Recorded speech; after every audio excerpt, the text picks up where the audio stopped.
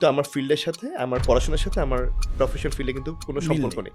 Academic যে ব্যাকগ্রাউন্ডটা সেটা কিন্তু তোমাকে একটা অবস্থান দিবে, একটা বেস দিবে, তোমাকে একটা কনফিডেন্স দিবে। Someone is actually buying a chocolate of 2 টাকা। হ্যাঁ, এই তোমার ওই 2 টাকা তোমাকে চেয়ে নিতে হবে, চক্ষু লজ্জা তুমি রাখতে পারবে না। 11 জন মানুষের 11টা 11 রকম মাইন্ডসেট। এই 11 রকম মাইন্ডসেট কিন্তু মিংলিং করা ইজ ডিফিকাল্ট। এই ধরনের ব্যবসায় লং রান টিকে রাখাটা একটু difficult.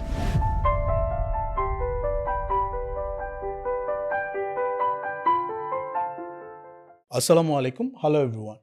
Welcome to another episode of our Unfiltered podcast. This is your host Alim, এবং আজকে আমাদের সাথে আসছেন mister Golam Dastagir Jony, director of operations স্থানাঙ্ক এবং অ্যাডজুকেন্ট ফ্যাকাল্টি CIU.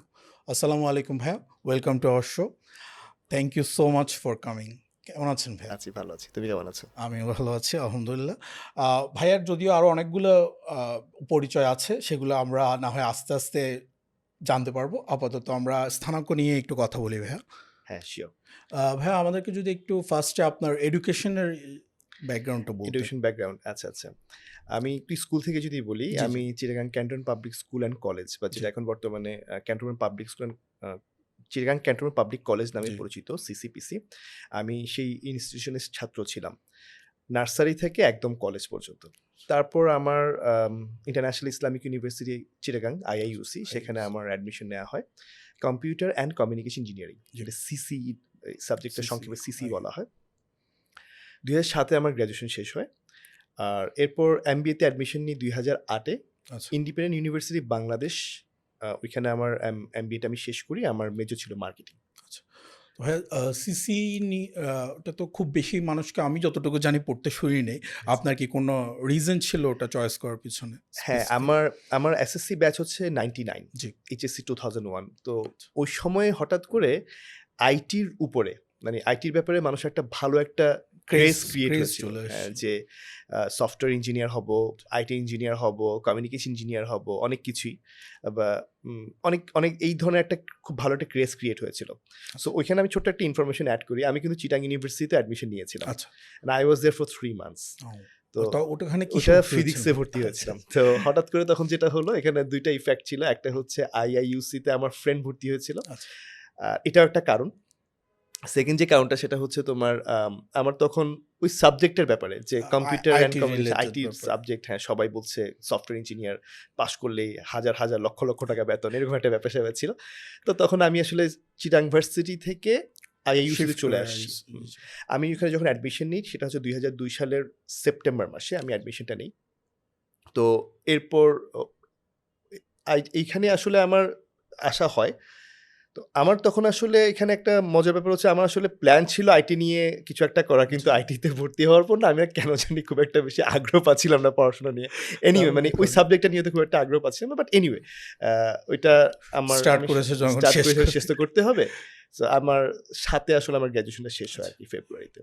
তারপর আপনি MBA-তে, তারপর আমি MBA করি তোমার 2008-এর অগাস্টে আমি অ্যাডমিশন নিই। তো ভাইয়া, যে স্থানাঙ্কর ডিরেক্টর অফ অপারেশনস, স্থানাঙ্ক হচ্ছে একটা architectural and interior designing farm, architectural consultancy, interior and civil construction. তো হ্যাঁ, এটা তো আইটি থেকে একেবারেই ডিফারেন্ট। মানে ডিফারেন্ট বলতে আমরা তো বেশিরভাগই তো ধারণা যে আর্কিটেকচার ফার্মে জাস্ট আর্কিটেকচার থেকে পড়েই কাজ করে। আচ্ছা, তো আপনি তো একেবারে ডিফারেন্ট একটা থেকে এখানে চলে আসলেন। এটার পিছনের রিজনটা কি? এন্ড এটাতে আপনি কোনো ধরনের কোনো সমস্যা ফিল করছেন নাকি? আচ্ছা, কোশ্চেনটা হচ্ছে এরকম যে আমার ব্যাকগ্রাউন্ড হচ্ছে ইঞ্জিনিয়ারিং, হ্যাঁ, তারপর MBA করেছি মার্কেটিং, কিন্তু আমি আর্কিটেকচার ফিল্ডে কেন?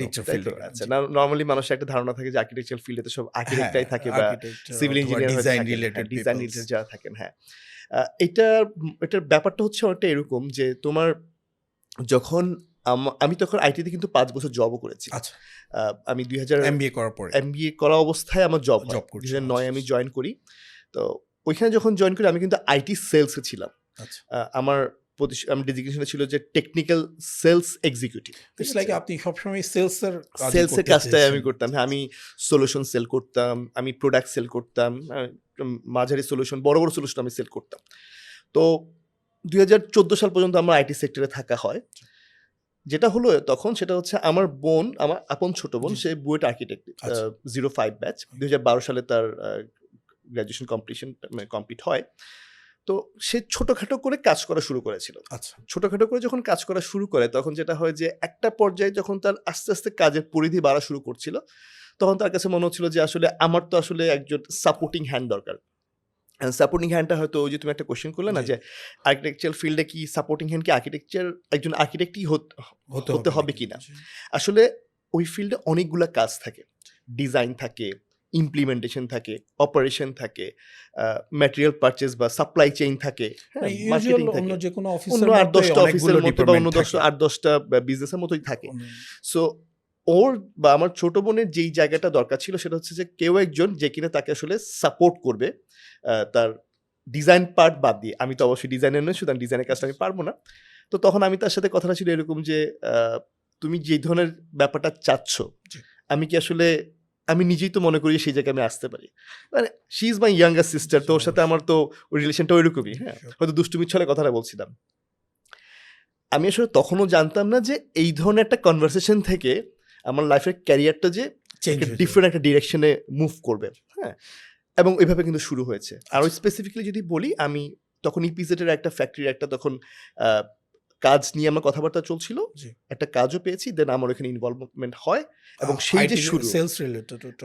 ওইটা হচ্ছে বেসিক্যালি নট সেলস, এটা হচ্ছে তোমার ব্যাপারটা ছিল এরকম যে আমরা কাজটা পাওয়ার পর ওই যে ইমপ্লিমেন্টেশনের জি, জন্য জি। যে একটা টোটাল যে একটা মানে যে অ্যাক্টিভিটি যেটা দরকার হয় যে কন্ট্রাক্টর ম্যানেজ করা, জি, জি। ম্যাটেরিয়াল পারচেজ করা, সাপ্লাই চেইন মানে মেইনটেইন এই যে করা, অপারেশনস এর সব টোটাল অপারেশনস এর মধ্যে যা আমার আসলে ইনভলভমেন্ট ওইভাবেই শুরু হয়। আচ্ছা। এবং আমি বলছি ২০১৪ সালের কথা। আচ্ছা। It's been almost 10 years. জানি না, জি। জি।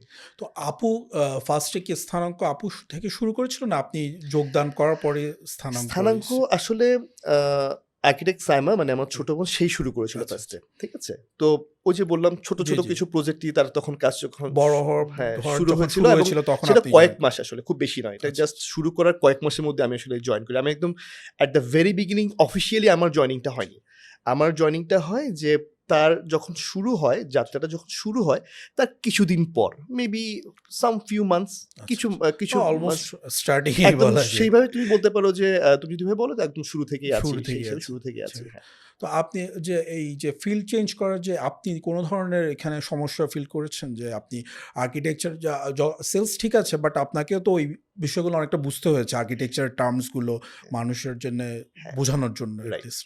তো এই সেক্ষেত্রে আপনি কোনো প্রবলেম ফেস আচ্ছা, করেছেন নাকি? আমার এখানে একটা ছোট একটা ব্যাপার বলি। Sure. আমার বাবা কিন্তু বিজনেসম্যান ছিলেন। জি, জি। ঠিক আছে? উনি ২০১১ সালে ইন্তেকাল করেছেন।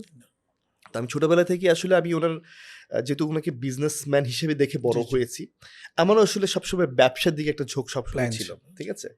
সো আমি তখন জবে আছি বা এই ধরনের একটা অপরচুনিটি তখন আমার কাছে মনে হচ্ছে যে এই যে আমার মানে সে একজনকে মানে একটা he was business looking for করার someone মনে হচ্ছে। and আমার কাছে মনে হচ্ছে যে এটা একটা ভালো বিজনেস প্রসপেক্ট হতে পারে। হুম? তো এটা একটা ব্যাপার যে আমার কিন্তু সবসময় ছোটবেলা থেকে কিন্তু আমার সেই ব্যবসা বিজনেসের বা একটা প্ল্যান ছিল। এন্টারপ্রেনারশিপ নিয়ে একটা মাইন্ডসেট আমার ছিল। নাম্বার 2 হচ্ছে যেহেতু আমি সেলসে কাজ করেছি ৫ বছর, স্পেশালি টেকনিক্যাল সেলসে কাজ করি যেখানে কিন্তু তোমার সেলস নলেজও দরকার হবে, টেকনিক্যাল নলেজও দরকার হবে। obviously. So it's a bit different মানে আদার সেলস থেকে একটু ডিফারেন্ট। তো যারা টেকনিক্যাল সেলসে আছে তারা হয়তো বুঝবে কথাটা। তার মানে এটা একটা চ্যালেঞ্জিং একটা ব্যাপার। সামহাউ আমার কাছে মনে হচ্ছিল যে এই চ্যালেঞ্জটা আমি নিতে পারবো। It's like সবসময় আপনাকে কিছু না কিছু শিখতে হচ্ছে, শিখতে আপডেট থাকতে